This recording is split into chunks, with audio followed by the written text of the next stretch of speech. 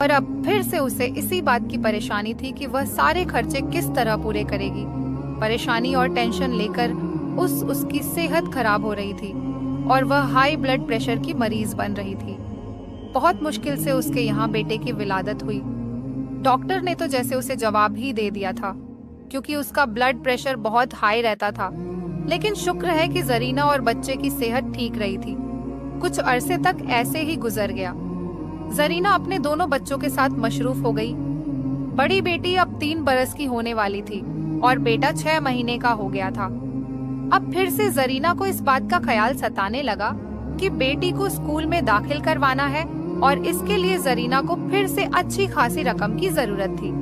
वह फिर से अपने शौहर के सामने हाथ फैलाकर खड़ी हो गई और उसे रकम का तकाजा करने लगी, जबकि उसका शौहर कहने लगा कि मैं कोशिश करूंगा कि तुम्हें कुछ ज्यादा पैसे दे दूं, लेकिन तुम जानती हो कि आजकल के रोजगार के क्या हालात हैं। अगर मैंने अपने मालिक से ज्यादा पैसों का तकाजा किया तो कहीं यह ना हो कि वह मुझे काम से ही निकाल दे, और मैं अगर काम से फौर हो गया तो घर का खर्च चलाना भी मुश्किल हो जाएगा। यह सुनकर जरीना अपना दिल मारकर बैठ गई, लेकिन उसके दिल में इस बात की बहुत आरज़ू थी कि वह अपने बच्चों के लिए कुछ करे। उनको बेहतर जिंदगी देने के लिए और अच्छा खाना खिलाने के लिए उसे भी कुछ करना चाहिए। यही सोच सोचकर जरीना परेशान होती रहती, लेकिन उसकी समझ में कुछ नहीं आता था।